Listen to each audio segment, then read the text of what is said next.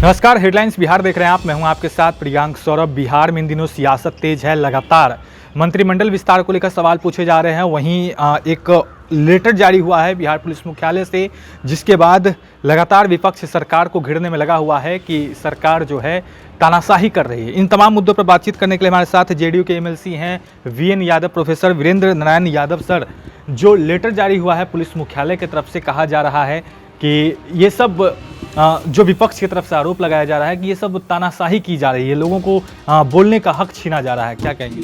देखिए, किसी सरकार के चरित्र को समझने की कोशिश करनी चाहिए। माननीय नीतीश जी 100% लोकतांत्रिक चरित्र वाले व्यक्ति हैं और आप जानते हैं कि आज से 2300 वर्ष पूर्व सम्राट अशोक संवाद किया करते थे और आज माननीय मुख्यमंत्री भी अपनी जनता से संवाद करते हैं। कोरोना काल में जो संवाद की प्रक्रिया टूट गई थी वो पुनः प्रारंभ करने वाले हैं और उन्होंने स्पष्ट रूप से कहा है कि जनता के बीच में जाऊंगा, उससे बात करूंगा। ये भी आपको मालूम है कि हर जिले में जाकर वे अपने अधिकारियों से, अपने जनप्रतिनिधियों से, आम लोगों से संवाद करते हैं। संवाद करने वाला आदमी कभी भी तानाशाही को प्रश्रय नहीं देगा। कानून व्यवस्था बनाने के लिए कुछ सरकार को करना पड़ता है, उसी संदर्भ में और उसी रूप में जो पुलिस डिपार्टमेंट का जो आदेश है उसको लिया जाना चाहिए।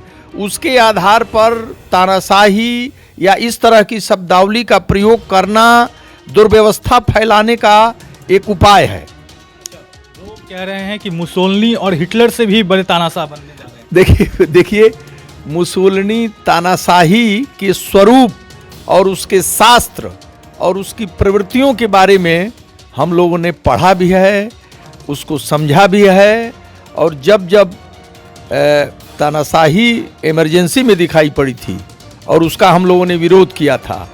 तानाशाही कहीं भी, अभी जो वर्तमान सरकार है उसमें कहीं भी तानाशाही का कोई लक्षण नहीं है।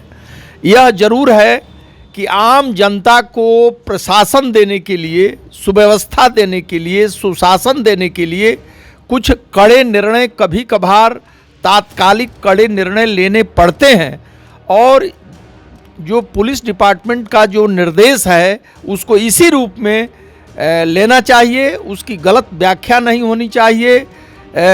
तानाशाही की प्रवृत्ति किस सरकार में है और किस व्यक्ति में है ये सब लोग जानते हैं।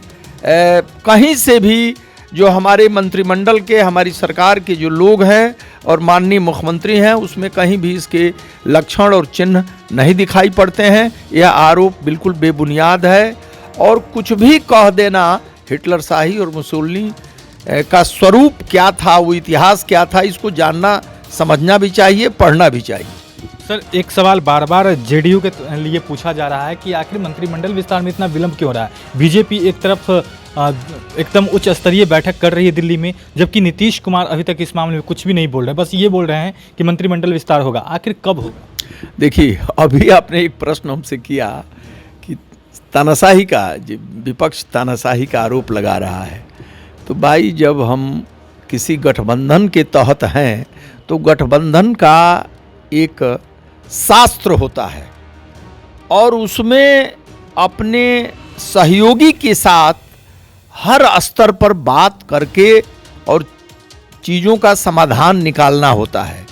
तो माननीय मुख्यमंत्री जी और माननीय उप मुख्यमंत्री जी या जो एनडीए का जो घटक दल है भाजपा, या और जो दो घटक दल हैं, मांझी जी हैं, आदरणीय साहनी जी हैं, इन लोगों से बात करके चीज़ों का फैसला लेने में थोड़ा समय तो लगता ही है और गठबंधन धर्म के पालन के लिए समय देना भी अपने मित्र को आवश्यक होता है। हमारी समझ से विलंब का यही कारण है और कोई खास बात नहीं है। और अब तो सारी सूचनाएं आपको आ रही हैं कि बहुत जल्द ही सब काम होने जा रहा है। मांझी जी तो एक और एमएलसी पद, एक और मंत्री पद चाहते हैं। अब मांझी जी के बारे में हमको कुछ नहीं बोलना है। गठबंधन की बात कर रहे हैं, तो मांझी जी से माननीय मुख्यमंत्री जी की बात होगी और मैं समझता हूं कि माननीय मुख्यमंत्री जी के निर्णय का वो भी स्वागत करेंगे।